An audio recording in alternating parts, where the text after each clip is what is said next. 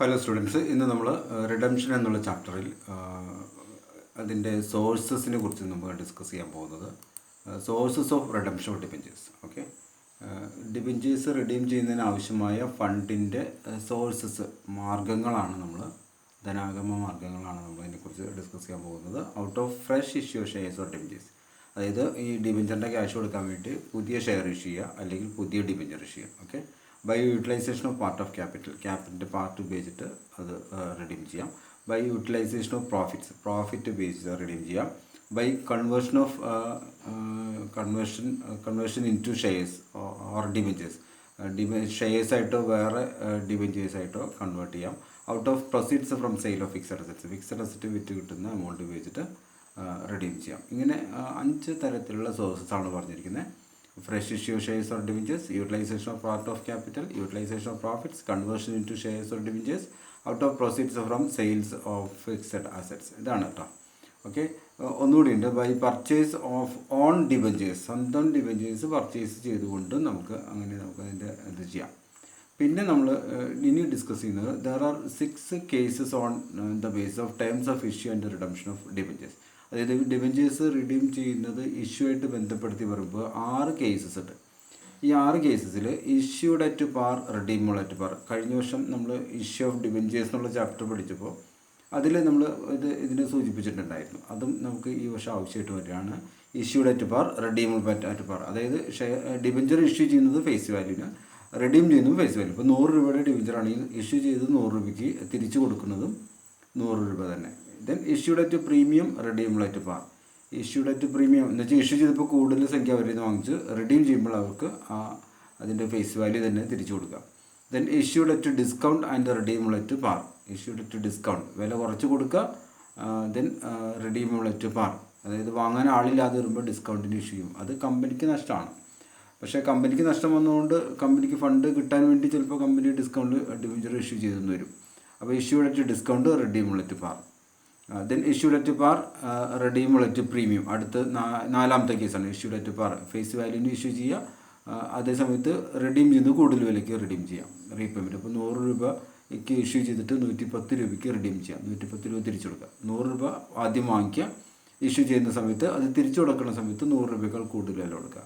Then issued at premium, redeemable at premium. Issue ചെയ്യുന്നതും വില കൂട്ടി, റിഡീം ചെയ്യുന്നതും വില കൂട്ടി തന്നെ. Then issued at discount, redeemable at premium.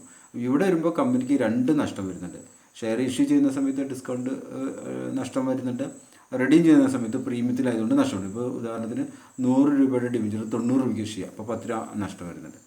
Then ആ 100 രൂപയുടെ ഡിബഞ്ചർ 110 രൂപയ്ക്ക് റിഡീം ചെയ്യുക, അപ്പോൾ 10 രൂപ റിഡീം ചെയ്യുമ്പോൾ ഇപ്പോൾ ഇഷ്യൂ ചെയ്യുമ്പോഴും 10 രൂപ നഷ്ടം, റിഡീം ചെയ്യുമ്പോഴും 10 രൂപ നഷ്ടം. അപ്പോൾ എത്ര മൊത്തം നഷ്ടം വരുന്നുണ്ട്? 20 രൂപ നഷ്ടം വരുന്നുണ്ട്. അതാണ് നമുക്ക് 6 കേസസ് ആണുള്ളത്. Okay, issued at par, issued at premium, issued at discount. ഈ 3 കേസസാണ് ഇഷ്യൂവിൻ്റെ കേസിൽ പറയാനുള്ളത്.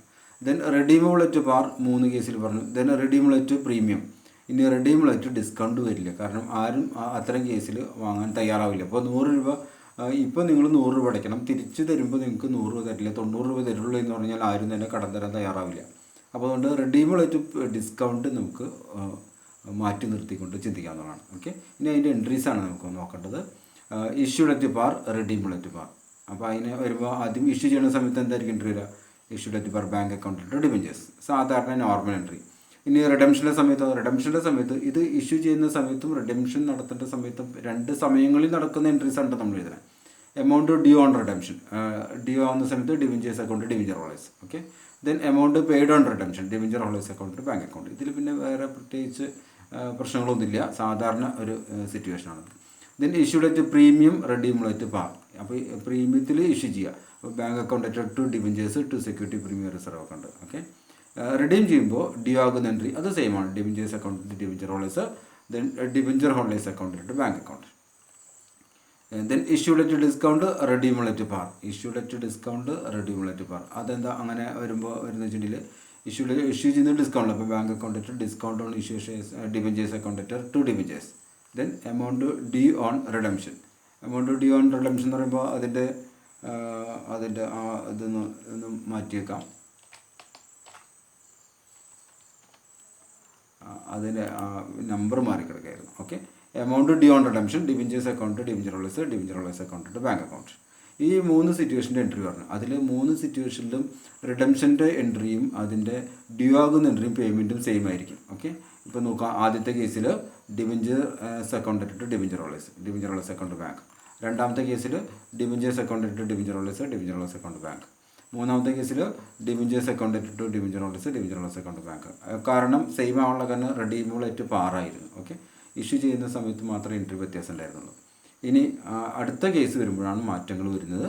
Issued at par, redeemable at premium.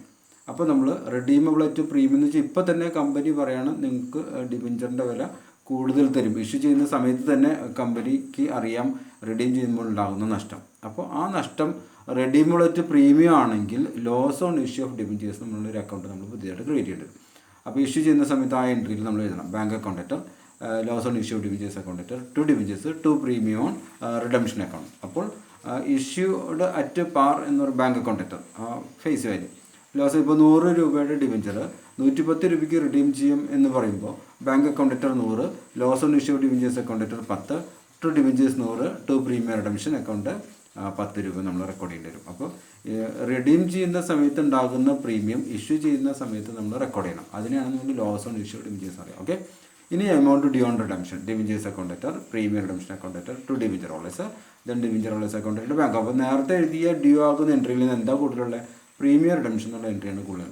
ഇതിൽ എൻട്രിയിലൊന്നും വ്യത്യാസമില്ല, പക്ഷേ എമൗണ്ടിൽ മാറ്റം വരും. ഓക്കെ, ഇനി അടുത്തത് issued at premium and redeemable at premium.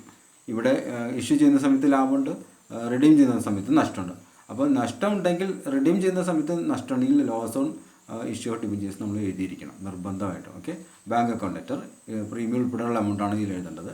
Loss on issue of debentures account to debentures to security premium reserve account to premium redemption account. അപ്പോൾ പ്രീമിയത്തിൽ ഇപ്പോൾ 100 രൂപയുടെ ഡിബഞ്ചർ 110 രൂപയ്ക്ക് ഇഷ്യൂ ചെയ്യുന്നു, അത് റിഡീം ചെയ്യുന്നതും 110 രൂപയ്ക്കാണെങ്കിൽ bank account 110, loss on issue of debentures account 10, to debentures 100, to securities premium reserve 10, to premium redemption 10. അങ്ങനെ നമ്മൾ എഴുതി ചെയ്യേണ്ടി വരും. അപ്പോൾ ഒരു കാര്യം ശ്രദ്ധിക്കേണ്ടത്, ഈ ലോസ് ഓൺ ഇഷ്യൂ ഡിബഞ്ചേഴ്സ് എന്നുള്ളൊരു അക്കൗണ്ട് പുതിയത് ക്രിയേറ്റ് ചെയ്യുന്നത് എപ്പോഴാണ് എന്നുള്ളതാണ്. അപ്പോൾ പ്രീമിയത്തിൽ റിഡീം ചെയ്യുമ്പോഴാണ് ഈ loss on issue debentures account നമ്മൾ ക്രിയേറ്റ് ചെയ്യും. ഓക്കെ, ദെൻ പ്രീമിയം റിഡംഷൻ നമ്മൾ ക്രെഡിറ്റ് ചെയ്യേണ്ടി വരും. എമൗണ്ട് ഡ്യൂ ഓൺ റിഡംഷൻ നേരത്തെ എഴുതിയ പോലെ തന്നെ debentures account premium redemption account to debenture holders then debenture holders account to bank account. Okay, ഇത് എല്ലാത്തിലും പേയ്മെൻറ്റ് നടത്തുന്ന എൻട്രി സെയിം ആയിരിക്കും. ദെൻ അഞ്ചാമത്തെ situation issued at discount and redeemable at premium. Issued at discount and redeemable at premium എന്ന് പറയുമ്പോൾ 5, ഇത് എത്രാമത്തെ situation ആണെങ്കിൽ 5, അത് 6ാമത്തെ സിറ്റുവേഷനാണ്. 5ാമത്തെ സിറ്റുവേഷൻ അല്ല 6ാമത്തെ സിറ്റുവേഷൻ, ലാസ്റ്റ് സിറ്റുവേഷനാണത്. അപ്പോൾ അതിലൊന്ന് കറക്റ്റ് ചെയ്യുന്നുണ്ട്. 5, 6 issued at discount redeemable at premium. ഇത് ഡബിൾ ലോസ് ആണ് ഇവിടെ വരുന്നത്. ഇഷ്യൂ ചെയ്യുന്നത് 100 രൂപയുടെ ഡിബഞ്ചർ 90 രൂപയ്ക്ക് ഇഷ്യൂ ചെയ്യുന്നു, അത് 110 രൂപയ്ക്ക്. അപ്പോൾ എന്തായാലും issued at discount bank account loss on issue of debentures അക്കൗണ്ടാണ്. ഈ ലോസ് ഓൺ ഡിബഞ്ചേഴ്സിന് നമ്മൾ ഡിസ്കൗണ്ടും കൂടി കൂട്ടിയിട്ട് ഒരുമിച്ചാണ് ഇത്. അപ്പോൾ ഡിസ്കൗണ്ടും പ്രീമിയവും കൂടി കൂട്ടിയിട്ടാണ് ഈ എമൗണ്ട് ഇവിടെ റെക്കോർഡ് ചെയ്യുക ബാങ്ക് അക്കൗണ്ട്. അപ്പോൾ 100 രൂപയുടെ ഡിബഞ്ചർ 90 രൂപയ്ക്കാണ് ഇഷ്യൂ ചെയ്യുന്നത്, അപ്പോൾ 10 രൂപ നഷ്ടം.